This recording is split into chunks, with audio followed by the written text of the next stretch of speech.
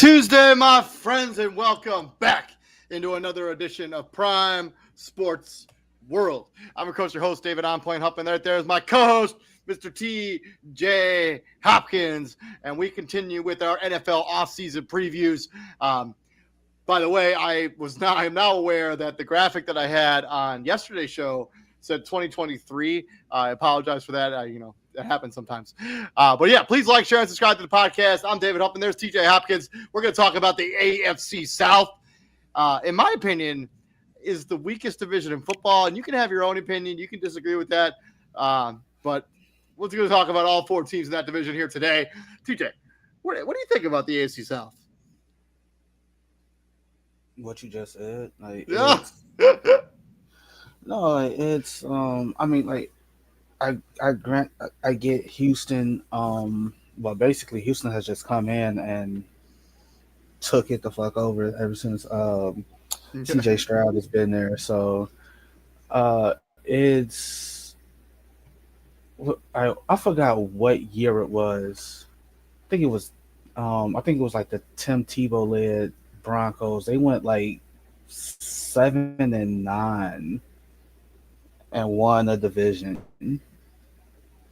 And I know the NFC West has had some years like that, like 7-9. I think Seattle won the division at 7-9, so on and so forth. There was a big controversy about Seattle when they won 7-9. It's gotten to a point where. Yeah, then the same thing with, like I said, Tim Tebow in Denver, because Pittsburgh wins like 12, 13 games that year. They have to go to Denver for a playoff game, and they lost. The famous play, Tebow took Darius Thomas and so on and so forth. But this year, it's like, may he rest in peace. This year, it's Houston and everyone else, and it's disappointing, considering all the things that, especially the talent that exists in this division. We're going to talk all about it, break it all down today. Let's first start with the team that has the first overall pick in this upcoming draft, Tennessee Titans. Number one pick, obviously, I just mentioned. They do have some big name names when it comes to free agency. Jerome Baker, gun linebacker, Sebastian Joseph Day. Nick Folk was like basically their entire offense last season. Quandre Diggs, Mason Rudolph, Tyler Boyd, Nick Westbrook-Akine, who all he does is catch touchdowns. Ryan Stonehouse, Daniel Brunskill, Dylan Raduns, second round pick a few years ago. But they have a ton of cap space, $51 million. Brian Callahan going into his second season. I believe Mike Bruganzi was literally just hired as this team's GM. Chad Brinker. And then let's talk about the Titans. How should they approach free agency? What should they do with the first overall pick? You have Will Levis. We've seen up and down stuff from him, mostly down. What do you do?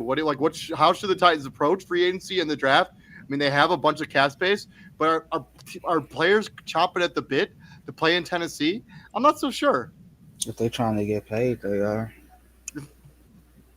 No, it'd be like that. Like, I remember years where Cleveland was terrible. Well, ain't really much changed, but Cleveland's been terrible. But there have been years where Cleveland has had the most cap space, and players literally go to Cleveland just for the money. I understand that winning is the end. Like, winning is the end all be all. Like, at the end of the day, you want to call yourself a champion in the sense of, like, actually winning the championship. Like, this whole notion of, oh, I'm a champion at life, bro. First off, nobody want to hear that shit. But like, I understand that and I get that. But at the end of the day, like, so I think players have come to the conclusion, like, hey, everybody can't win the championship, but everybody can get paid. And if I can't do one of those things, I'm gonna do the other, and I'm gonna get paid. So people gonna go to Tennessee for the simple fact that, hey, I can get paid. Ain't no I think Tennessee is one of the few states that don't have state taxes. Yeah, I don't know. And there's and if you had to pick a few places to live, Nashville really, Nashville ain't terrible. Like, no, I mean, a lot of people like Like Nashville's not terrible, and so like is what to do with the first overall pick? I mean, obviously, like you do what everybody does. Like you field offers, and if you get something that you just can't say no to, you take it. I honestly don't. I don't know. I looked at a I looked at. I think it was it Mel Kiper? Yeah, I think it was Mel Kiper's latest mock draft, and he has Abdul Carter going number one to the Titans. And me personally, I wouldn't mind that, but at the same time, that's like saying you have a hell of a lot of faith in Will Levis. Yeah, Right? That I think the other thing is like like the Titans defense was actually pretty good last season. We talked about this a bunch in like podcast. I think they were really held back by their quarterback play last season. Will Levis just ain't it. I mean, like you could say we make all the excuses all he wants about the weapons and all that other stuff. He's just not it. He just makes some boneheaded but plays that at the same time, the weapons is not even a viable excuse because at one point in time, this team did have DeAndre Hopkins. They do have Calvin Ridley. and I They mean with Nick do have Westbrook, all he does is catch touchdowns. Chigakonku at tight end. Yeah, he's talented at times. Hey, it's like so, it's like the lack of weapons really ain't a viable excuse for them. And And then like you said, and like they've spent first round picks on this offensive line. Peter Skronsky 2 years ago, J.C. Latham last season. last season, Traylon Burks hasn't we talked about him. Traylon Burks hasn't panned out. He went into camp last season. Well, no, the year before his rookie season, out of shape. And again, like that's Tennessee Titans fans. That's the last thing they wanted to hear for the guy that they was drafted to essentially replace AJ Brown.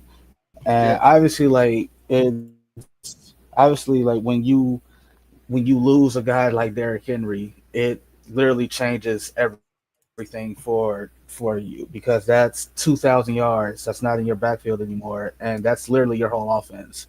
So you don't have that linchpin I to mean rely on Tony anymore. Pollard quietly had a But 1,000 yards last season. He didn't play every game. I don't remember how many and no games he one played, cared. but yeah, I said quietly.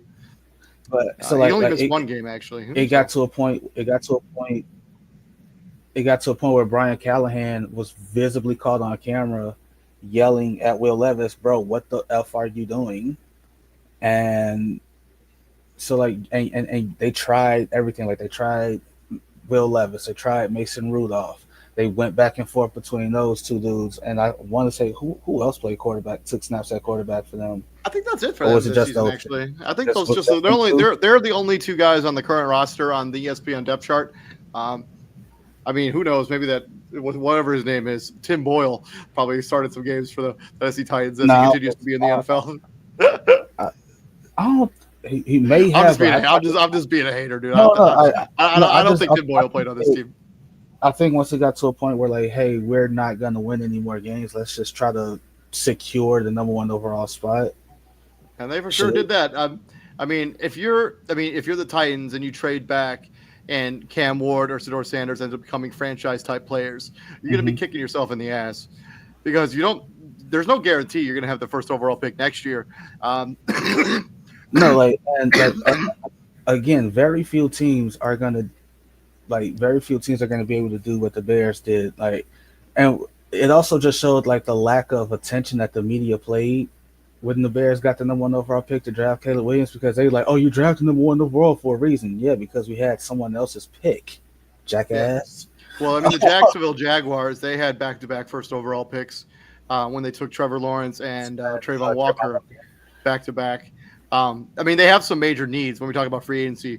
I mean, quarterback, wide receiver, and right tackle, as they have J.C. Latham, or as Peter Skronsky now has been moved to left guard. Mhm. Um, Which was we called that yeah, like even when he was first drafted, we were like, yeah, he's he's first armed and drafted rough. He's because like probably a guard in the NFL. yeah, he played right tackle at Northwestern, and he's like, yeah, that's a yeah, you're a guard in the NFL. Like considering I someone, mean, is this a team that is like instead of taking a quarterback early in the draft, you take the best player available, and maybe this is a Sam Darnold spot, maybe this is a Russell Wilson spot, maybe this is a Justin Fields spot, oh, or do you just take the quarterback and worry about everything else later. See,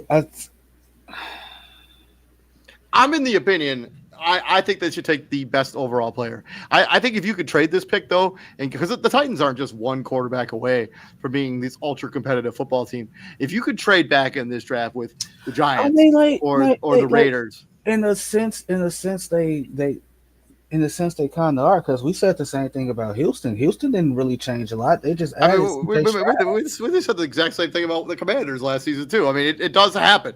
It Like does happen. It you get a can happen. player, things that change the roster entirely. That is true. Um, but I think having the odds of that happening, I know it's happened 2 years in a row, but you look at the history of the NFL, it just doesn't work out that way usually. Like And I, you know, and I know I know it's happened more than just the last 2 years. Like a la, you go back more than a decade ago now. Seattle Seahawks, they did pay Matt Flynn a boatload of money for one yeah, but game. I think the difference there is, I mean, Russell It's a Wilson was a third round pick, so they were able to build the and roster around Russell here's the Wilson. thing. And here's the thing. Russell Wilson being a third round pick was literally only because he's my height. Russell I, Wilson, Russell point Wilson, aside, no, like like Russell Wilson being 5'11" versus 6'3" is literally the only reason why Russell Wilson wasn't a first or early second round pick. Plain and simple. But the fact remains, it's happened more often than not. It's just the last 2 years have been more, I guess, prevalent.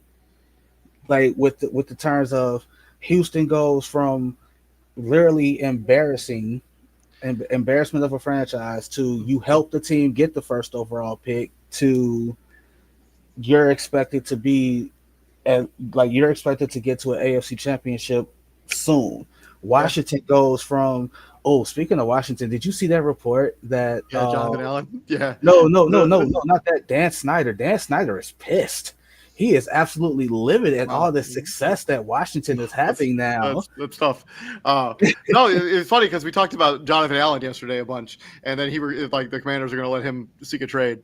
So, and also the Browns also came out and said they're not probably not going to trade Myles Garrett. So TJ, you got the crystal ball, baby. Hey, no, but Back to the Titans. Back to the I don't Titans. know. I don't.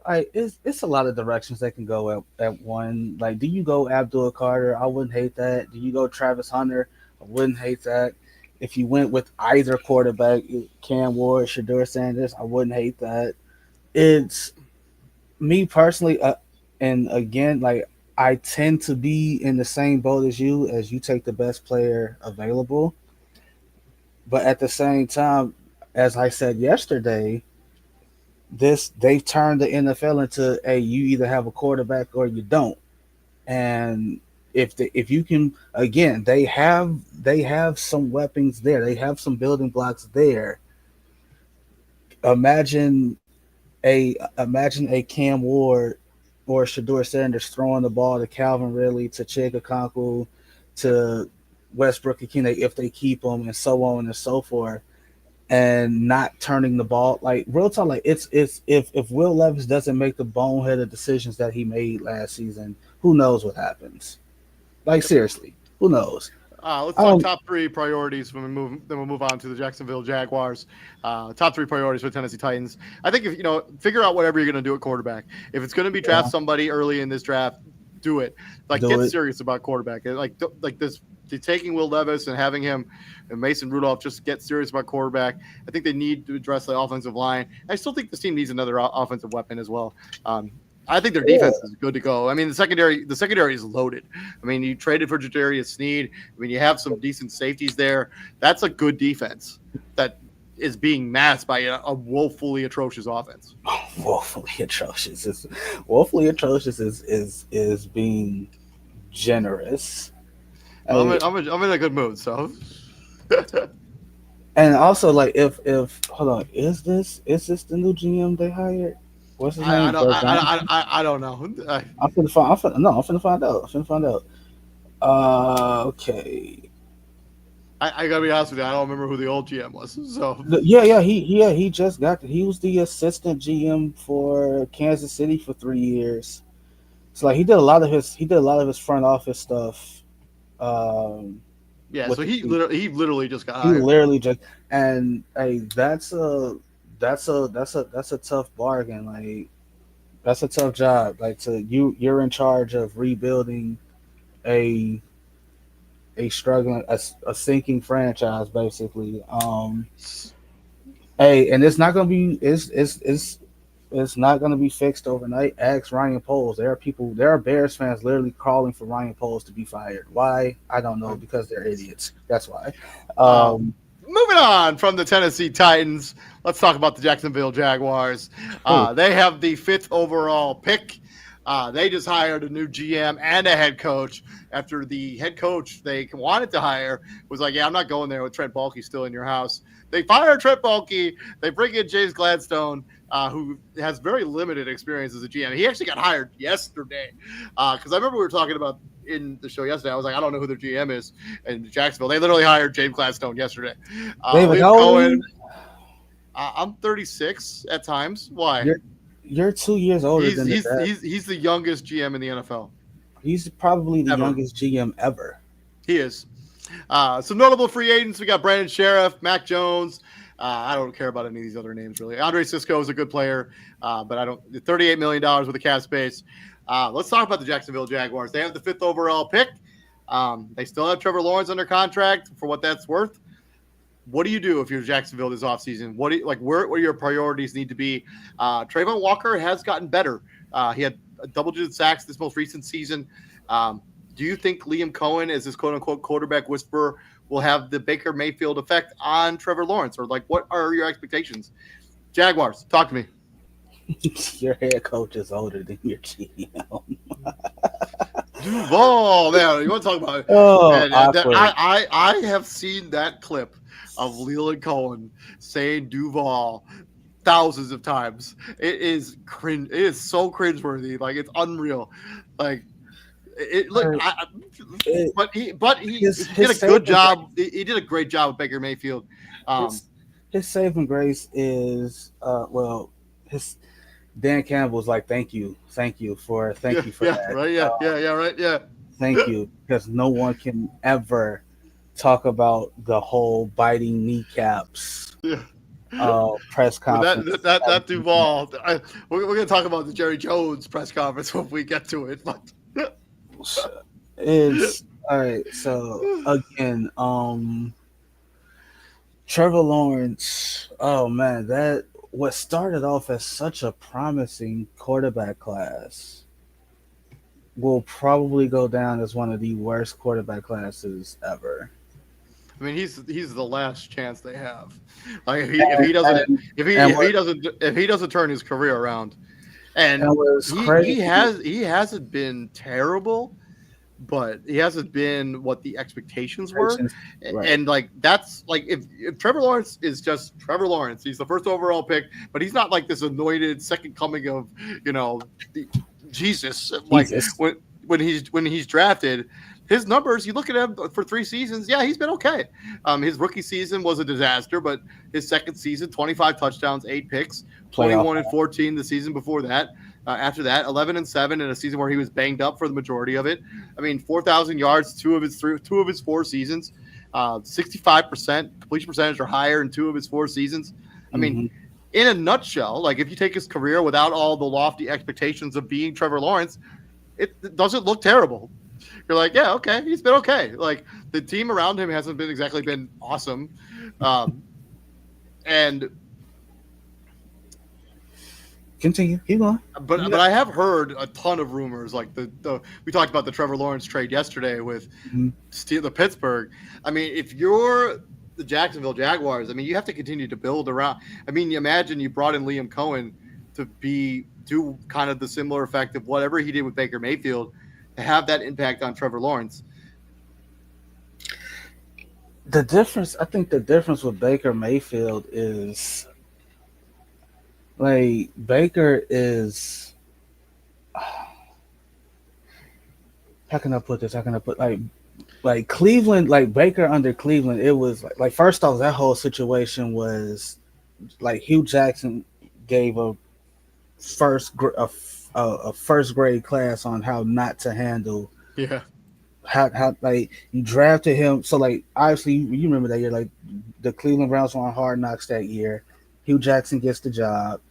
He brings Baker Mayfield in and to tell him, "Oh, you didn't win the starting job. You won the backup job." Mind you, this is the guy that they drafted first overall. And also, not to mention, this is the head coach that's coming off an 0-16 season.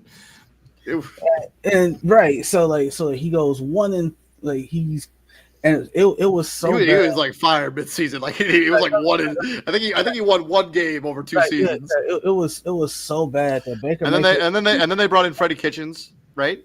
Right. Or He no? doesn't. Yeah. He doesn't even get faulted for the 1-31 that Yeah, Cleveland went to, and Trevor Baker Mayfield also leads Cleveland to their first playoff win in like 30 years, and so like Baker Mayfield has literally given scraps to work with, and he made magic out of it to an extent. And Trevor Lawrence, on the other hand, is again like that's the issue I have when you try to anoint certain players. Like again, so like his second year, right? First year is a wash. First year is a wash. What's his name? Urban Meyer yeah. turns out to be like a dumpster fire. Not a good head coach. Like, Not let's a just good, put it, not a not a good head coach in the NFL. Let's just put not it a that way. good not a good coach in the NFL. And so that's when you bring in Doug Peterson, who's like, okay, yeah, we've seen Doug EP work his magic. We know what Doug Peterson is capable of. And lo and behold, and also that season, I think they spent money that season. Yeah, I mean, they brought in Zay Jones. They brought in Christian Kirk. They Christian spent some Kirk, money. They spent some money on this offensive line, bringing in like a brand new sheriff. Um, yeah, Brandon. so So and then like you go from 3 and whatever to 9-8, and you go to the playoffs, and it's looking like it's going to be one and done. You're getting your ass kicked in this playoff game, and then all of a sudden the Chargers don't score again, and you literally get Brandon Staley fired. yeah, No, did you? Did you? No, you no, didn't. no, he didn't. But it was But the it should have been. It started it was the the many whatever the phrase is that broke the camel's back. yeah many straws that Yeah, started yeah, yeah. yeah. And so, but at the same time, Trevor Lawrence has a career year. He throws for over 4,000 yards, 25 touchdowns, 8 interceptions. I think he had 5 rushing touchdowns, so that's 33 total touchdowns on the ground, 8 interceptions, and he's credited with 9 fumbles. I don't know how many he actually lost of that 9. No, he fumbled 12. He lost 9. So all right, so you have 33 combined touchdowns and 17 combined turnovers. Fine, whatever. But you went 9-8. You went to the playoffs, and it's like okay, cool. Like that's when it started. Like he mounts that comeback, and it's like Trevor Lawrence is here now. He's here. It's okay. You know the problem when you say somebody's here, they got to do it again. They got to prove that they're here. And then the next season, what happens? They go 9. They go 8-8, and his numbers drop. He Yeah, still I mean, throws four. not by a ton, but he threw more interceptions, more turnovers. He threw Um, more interceptions, and he combined for played one less game, played one but less game. And then what happened? And then the next season, like this past season, he's hurt a lot. And then 10 games he started, they went 2-8. Now I understand of the 10, he was banged up in quite a few of them, most of and that them. and that's kind of on the organization. Like you can't keep putting him out there, knowing that he ain't right. Like, Yep. so I'm putting that on the organization versus more so on him. But fans don't care. And the crazy part, the sad part about this, fans don't care. Like fans do not care. Like, hey, if you out there, you not hurt. You obviously not hurt enough to the point where you can't play. And this is the other thing that we kind of talked about a lot on this show. That we're gonna move on from Trevor Lawrence after this, but like he kind of gotten a pass for like nobody's really talking about how mediocre Trevor Lawrence has been in his NFL career so far. Like he's just been just okay. Like, and nobody really talks about the fact that he hasn't been this otherworldly quarterback talent that many people they anointed him to be when he was in 8th grade. I think if Liam Cohen, because to because in my opinion, Baker Mayfield didn't need saving, quote unquote. No, no, for sure not. I mean, Baker Mayfield just Baker needed Mayfield, stability. he He got just needed stability. Dave Canales got the job in Carolina because of Baker Mayfield. Liam Cohen got Got this the job in Jacksonville because of Baker Mayfield. So right. maybe Baker Mayfield is the one that makes the offensive coordinators, not the other way around. Let's talk about the 5th overall pick. If you're the Jacksonville Jaguars, what should your priority be with number 5? Should you be looking to trade back? I mean, what is the major need that this team has? I mean, Travis Hunter is still there at 5. I mean, you run up to the podium, you take him immediately. Yeah, that's If home. that kid, That's home. if Well, that kid not from LSU is still there, Will the Campbell. offensive tackle, yeah, Will Campbell, which he probably should be, which is probably an ideal scenario for the Jacksonville Jaguars. Especially if Brandon Scherf is on his way out the door. Um, See, again, I am a proponent of He plays right guard, anyways. But like if you have a top 10 pick, right? I'm I will never not say trade back. Like especially if you have a top 10 pick and you don't have a glaring need. Like the Jacksonville Jaguars, their roster is just depleted, right? Like they need wide receiver help, they need a corner, they need a safety, they need an offensive line. They have needs all over the place. Like them taking one football player will not fix everything wrong with the Jacksonville Jaguars. They need a plethora of young talent to fill up holes in this roster. So if you're able to get like Abdul Carter, let's say he's still there at 5, which that would be shocking. But if you could get a team to be like, hey, like we'll give us like a second round pick this year, a first round next year, and a third this year. Yeah, we'll give you the 5th overall pick. You can have Abdul Carter, who many people say is the best player in this draft. All right, so obviously if you get a deal, if you get an offer that you can't say no to, so obviously I'm still gonna need a first this year. So a pick swap, we gotta talk pick swap, right? So you get my pick, I get your pick in the first. I get a first next year, a second next year, and a third, like 2 years down the line, like a third in 2027 or some shit like that. Then yeah, we can talk. Like that's just throwing that out there. But again, like if you at 5, I think so. Like to answer that question, what would I have to ask? Like, what would you say is their biggest concerns? Like, their top 3 priority? I still think it's got to be wide receiver. I mean, outside of Brian Thomas, I mean they don't really have. I mean, Kristen Kirk took a major step back and was banged up for the last 2 seasons. Gabe Davis has been a colossal waste of money. Evan Ingram's fine, but he's a tight end. Like Parker Washington, Josh Reynolds, those guys are not needle movers. They need more depth at the wide receiver position. I also think their secondary is trash. Like I think their secondary is like that's the reason that this team gave up 1 billion points, and they would be in shootouts all the time because their defense is terrible. Their secondary is not good. All right, so if you're Jacksonville and Travis Hunter is there at 5, yeah, I think you take him. I think you can use, and I think he's probably more of a corner in the NFL than he is a wide receiver. Oh no, you're drafting Travis Hunter with the premise of, hey, you're gonna play both sides of the ball. You're not obviously I'm not so sure. No, you are not. Like obviously, you are not gonna do it at the level that you did it at Colorado. Like there were games for Colorado because I'm not super familiar, but he's a better corner than he is a wide receiver, right?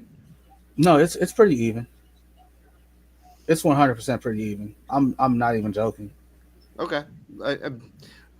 Yeah, I mean, if he's there, I mean, he fills a major need for that football team. He plays both sides. Your biggest need will be filled with one player. I'm not even joking. I just don't know how realistic it is for somebody to play a 17-game NFL season and play basically 100% of every snap on both sides of the football every single game. Like that sounds like a recipe for disaster. Okay. So just to prove my point, he wins the Heisman, he wins the Walter Camp Award, he won the Czech Bednarik Award and the Fred Biletnikoff Award. So you won. I'm not saying that he can't do it. I'm not saying that he's not talented enough to do it. I just don't think you want to put a top 5 pick to have that much tear on their body where they're playing it doesn't That's seem realistic to me. It that's doesn't. also, see, you're not listening because I said obviously he's not going to do it to the level that he did it at Colorado. There were games at Colorado where Travis Hunter didn't step off the field. Yeah, I don't think that's realistic in the NFL. He's David. He's gonna play both sides of the ball. It would not surprise me one iota if if he gets drafted by Jacksonville, he's out there for defense, and then when the offense comes on, he's out there for the offense. It's gonna happen. Let's talk about top three priorities so we can move on to the Colts. Top three priorities for Jacksonville. Help Trevor Lawrence. Will save Trevor Lawrence. What that means is, I know that's an open-ended, what you call it, concern, because that could mean a lot. That could mean protect him from himself. That could mean get him offensive line help. That could mean get him weapons. And Pace is being disruptive right now. Yeah. So fix the secondary, like you said. Like it was, man. It was tough. Yeah. And top three is, I mean, it's got to be find another offensive weapon outside of Brian Thomas Jr. Like Christian Kirk and Gabe Davis are just not it. I would say no. To me, it would be it's front office. Listen, front office. Read the room.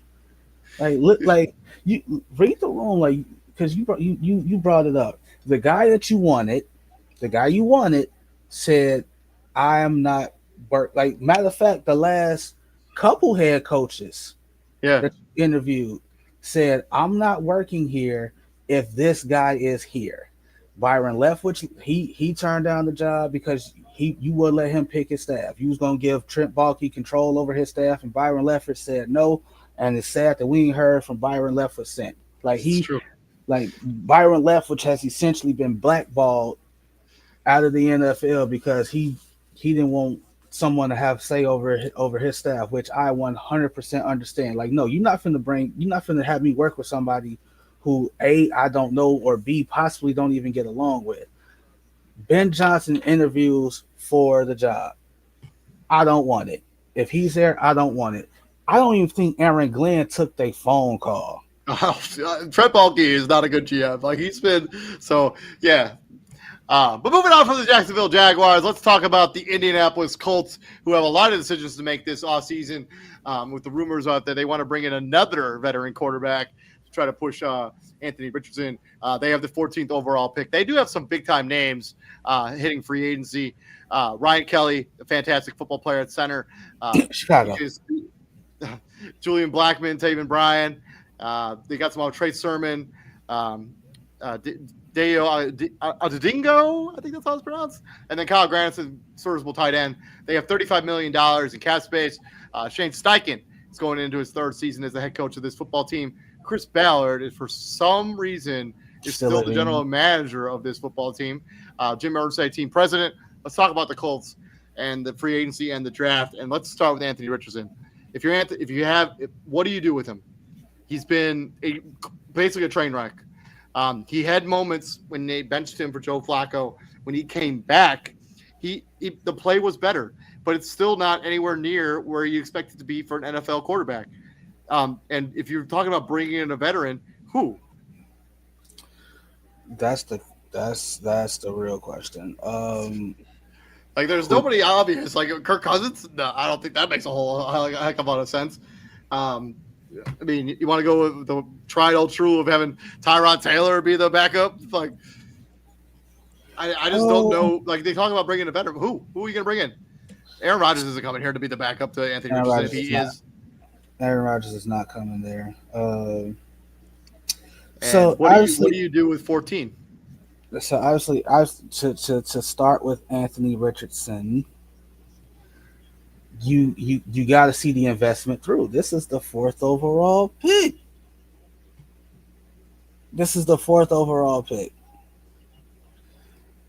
It's not rumor. They're bringing in the coach or a guy responsible for Josh Allen's turnaround to work with Anthony Richardson. I guess they see similar dynamics. Okay.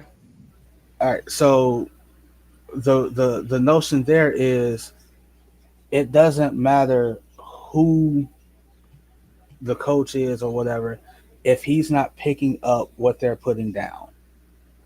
So if Anthony Richardson, like, so if it works like that, Anthony Richardson goes and he shows flashes of the improvement, but eventually reverts back to Anthony Richardson of old, then what's the point?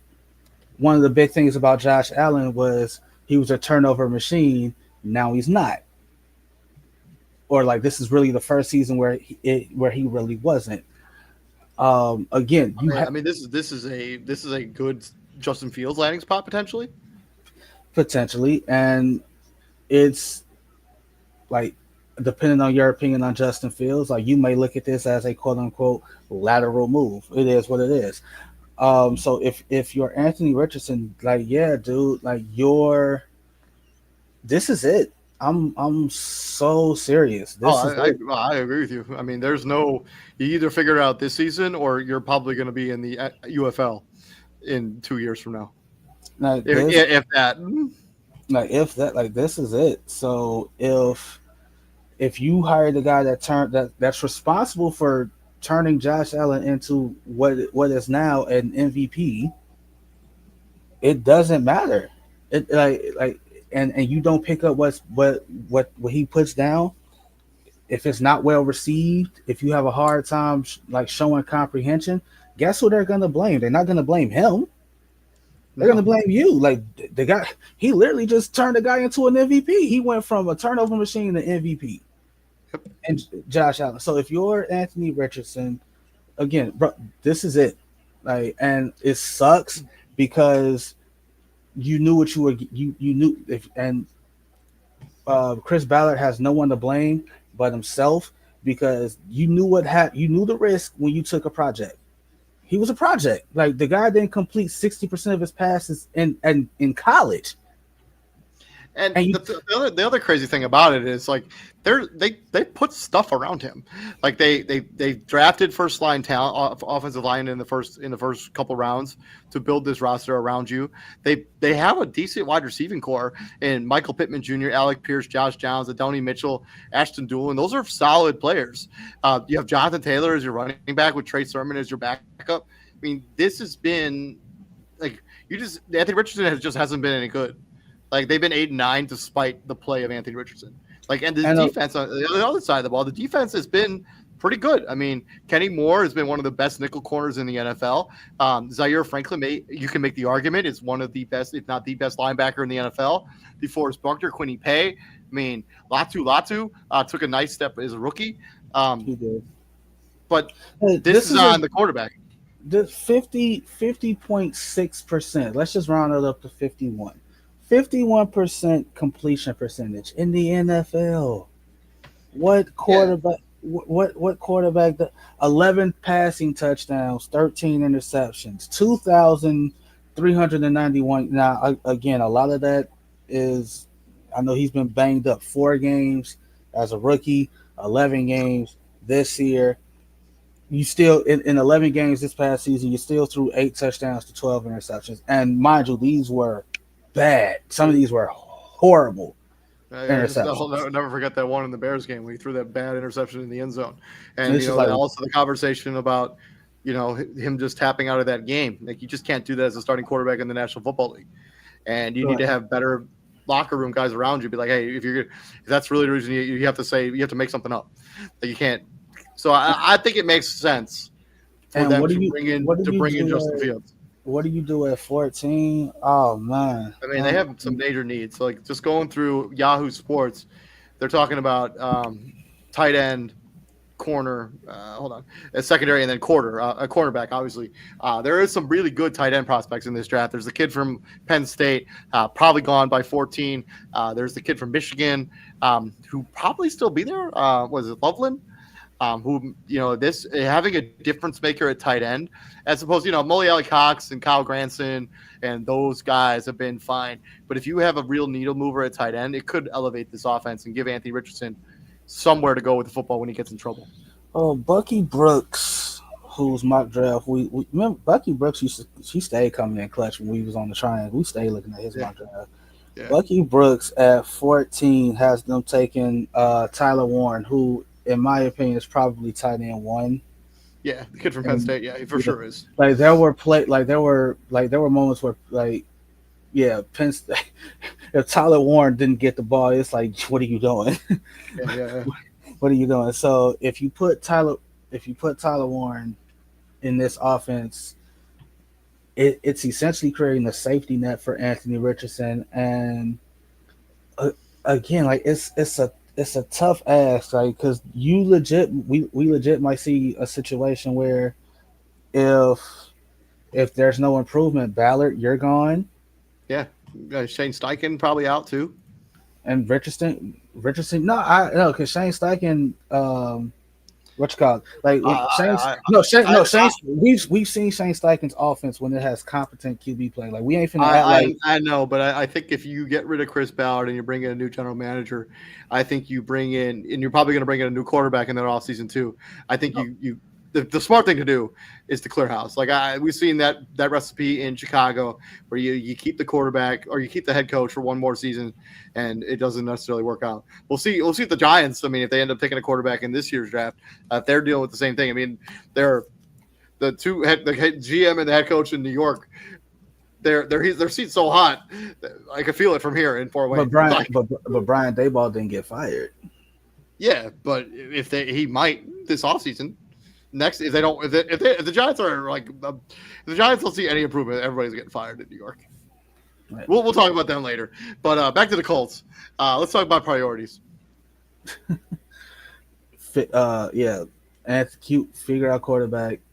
This offensive line, unfortunately, like they starting to get old. They're starting to get expensive. And it starts with one. It starts with Ryan Kelly, right? First is Ryan Kelly, then it's Quentin Nelson, then it's so on and so forth. Then what do you do? So you got to start thinking about retooling the offensive line. And me personally, I think you need that. I think you need that monster on the inside. You need that monster at DT. That's just a total game record. Like obviously, like you need that. Like you need a Jalen Carter type. yeah, you need somebody like that. Like so, fix Anthony Richardson. Start retooling the offensive line. Get a game record on the interior offensive on the interior defensive line. To the final team in the AFC South, the Houston Texans, who won this division, and then they beat the Los Angeles Chargers in that playoff game. They have the 25th overall pick. They do have some notable free agents, including Stephon Diggs, Jeff Okudah, Derek Barnett, Eric Murray, Mario Edwards Jr., Kendrick Green, who was a first-round pick just 3 seasons ago, Robert Woods, Fatu Saki. Yeah. They got $5 million in the cap space, which isn't much. Their head coach is D'Amico Ryans. Nick Cesario is the GM, and Mike Toman is the team president. As this team continues to try to build around CJ Stroud, hopefully they can continue to be successful before they have to pay CJ Stroud, I think next offseason. But how should the Texans approach free agency in the draft? Because this is a team that's very much in win now mode. They really need another wide receiver outside of Nico Collins, as we don't expect Stephon Diggs to potentially be back on this team next year, and we don't expect the kid from Houston to play next season. His name, Tank Dell. Thank you. So, if you're the Texans, how do you approach free agency? What are your major needs? What do you do? I think that obviously you bring Stephon Diggs back in. You at least see where he's at, what he's asking for. Because if I'm Houston, hey, this is quote unquote unfinished business. Like I would have loved to have seen what we could have done fully healthy. And you Stephon Diggs tearing what to, ACL. Yeah, torn ACL kind of like it's like damn. It's it sucks. It is what it is. But I 100% I see where he's at. I see what he's talking about contract wise. If I'm the Houston Texans, because I'm not in a hurry to let Stephon Diggs walk out that door. He finished the season with 47 catches, just under, like literally just under 500 yards, and 3 touchdowns. So like I start the conversation with bringing him back. And it's the same thing with Robert Woods. Like those two dudes, I sit them down and I see where their head is at. Like, do y'all want to run it back? Because hey, everybody healthy, we can make some noise. You have the defense to make people's lives a living hell. You really do. And why isn't Tank Dell expected to play next season? I mean, I'm not even sure what his injury was, but I Oh know yeah, like yeah, yeah. It's dislocated knee, multiple torn yeah. ligaments and meniscus. Yeah. So So yeah, he's not gonna play. I don't know. Like even if he does play, it won't be till way later in the season. No, no, So he's gonna miss the like that's the injury. Like you don't bring that back at like week 14 or whatever. Like no, you sit your ass down the whole season, yeah, and we gonna try this shit again in 2026. that's what I'm saying. That's what I'm saying.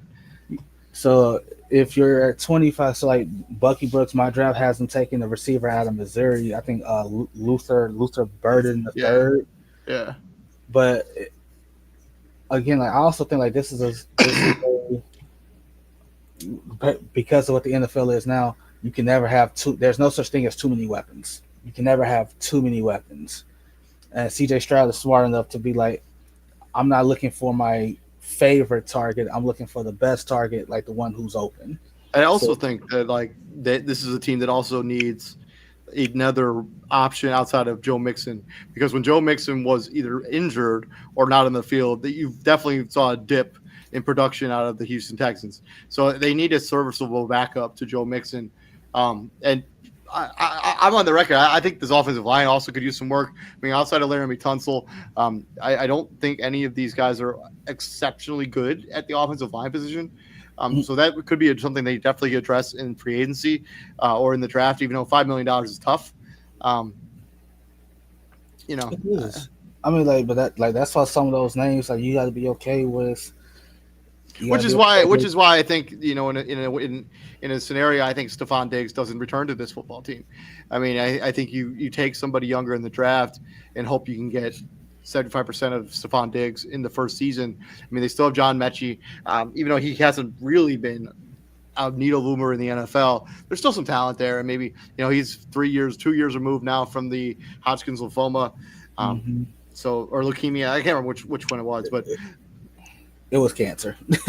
yeah. So Not to uh, downplay it, but yeah, and then you got a solid two tight end uh, system. Irv yeah, Smith, Dalton Schultz, and it's I don't. So at running back, it's I mean, yeah, Dameon it's Pierce. I mean, he was really Daria good his rookie season, but Dar, yeah, he was a former Daria Jacksonville Gumawale. Jaguar, a good third down back, but I mean, like, it's. I think I knowing what we know now about the Houston Texans and D'Amico Ryans, I trust them to write this because, like, at the end of the day, like you gotta look at it like this: all the injuries that you had, you still went to the divisional. yeah, You still went to the divisional round, and you were like, for what it's worth, that was still a relatively close game. It was at 23-14 that you ended up losing. yeah, And yeah. I know for the most part it was like it was at 4:36 in the third quarter. That was a one score game. It was 13-12. Like, a couple plays go here, a couple plays go your way. You take the lead, so on and so forth. But yes, like real talk, Um, you really lost 23-12 because the punter ran out the back. Yeah, yeah. The punter Yeah. ran out the back of the Yeah, I end mean, zone. they have some solid pieces on this defense. Will Anderson, Daniil Hunter. I mean, Derek Stingley Jr., Christian Harris is still a solid football player. Jeff, they're probably not coming back, but Eric Murray, who they probably should resign. Jimmy Ward is still on this football team. He's under contract. Um, yeah, I think, if you're the Texans, I mean, you got to continue to build this roster while CJ Stroud is still cheap, right? like before he has to have to give him legitimate money. So if I'm the Houston Texans, I'm in free agency at least. I'm going to let Stephon Diggs walk. I know it's probably going to hurt. I know they gave up some draft capital to get him last season, but I just think you have other options. You can build up this offensive line in free agency, and then in the draft, I think you target wide receiver. You take a wide receiver at, what is it, 26 or 27, 25. And then in the second round, in the swing around, you take another corner because Jeffrey Okudah probably not going to be on this football team next year. Kamari Lannister was solid as a nickel, but they need depth at the cornerback position regardless. Jalen Petrie is a solid football player too. And that's how I would approach free agency in the draft if I'm Houston. Offensive line, I draft a wide receiver, and then I'm drafting another corner. Because I think their front seven is excellent. I think the front is fine. Like the front's fine. Again, like this, it's your division to lose until Jacksonville fixes whatever they're going through. No one takes the Titans seriously. No one takes the Colts seriously. Like, it's your division to lose. Like, it really is at the end of the day. And you basically limped your way to 10-7. And did you hold on? Like, yep, you beat the Colts. You get demolished by the Vikings. You beat the. Did they sweep their division? Probably. I mean, it's not a great division, so it wouldn't be that hard. No, the Titans beat them. The Titans beat them. Is that the final game of the season? No, it was week. It was like towards the end. Yeah. So all right. So you won. Like, you lost one divisional game last season, and it was to the Titans, and it was 32. It was 32-27. So it took 32 points to beat you, and it was and that was a safety. So I want to say it was a 2-minute drill, and you had something happened in that game that I just can't remember it now. That game was a crazy finish game. Yeah, Tennessee had them pinned deep, and because the last score of the game was C.J. Stroud got sacked for a safety. So you got to punt the ball back to them, and they effectively just need a clock out. It's over. So you still limped your way to 10-7 with all the injuries that you suffered. So yeah, it's your division to lose. It's expected to be your division to lose this upcoming season, and you're expected to at least get to the divisional round like you did this year. Yep. So we'll see what ends up happening with the AFC South. This has been our 2025 NFL offseason previews. We're going to swing back into the NFC tomorrow and do the NFC South. So please like, share, subscribe to the podcast if you like what we're doing here at Prime Sports World. My name is David On Point Huff. Right there is my co-host, Mr. T.J. Hopkins. Before we got on, the Cavs and the Orlando Magic were on TNT, and I figured out what's wrong with the NBA. It's too many blowouts on nationally televised games. Well, it's one of the few things that's wrong with the NBA. But we'll be back here tomorrow talking about the National Football League and doing some off-season stuff. So please like, share, and subscribe to the podcast. TJ, what do we do here at the Prime, my friend? We get ready for work, and I really don't want to go, but it is what it is. We bring the heat. Hell yeah. Y'all have a good night and stay safe out there. Here's a quick message from our sponsor here at the Huddle Sports Network. You can find that on all your Roku-enabled devices. See you guys all tomorrow. You have a good night. Peace out, brother. Welcome to the Huddle Sports Network, where we're breaking boundaries and redefining podcasting. Broadcasting live on 6 different platforms, we're bringing you the latest in sports like never before. Imagine tuning into real-time discussions, expert analyses, and fan interactions all at your fingertips. Each platform offers a unique experience, whether you're on YouTube, Facebook, or Twitch. We're not just sharing stories, we're creating a community of passionate sports enthusiasts. Join us as we dive deep into the evolution of podcasting, where every episode is a chance to engage, debate, and celebrate the world of sports. This is where your voice matters and the game never stops Welcome to the Huddle Sports Network, where we're breaking boundaries and redefining podcasting. Broadcasting live on 6 different platforms, we're bringing you the latest in sports like never before, where sports passion meets podcasting brilliance. I'm Mike, the Bear fan, and alongside Bill, the Packer fan, and our buddy Ken Catalone, we're bringing you an incredible lineup of 38 diverse podcasters. Each one brings their unique flavor to the table, covering everything from game analysis to behind-the-scenes stories. Imagine diving deep into the minds of experts who live and breathe football, sharing insights that you won't find anywhere else.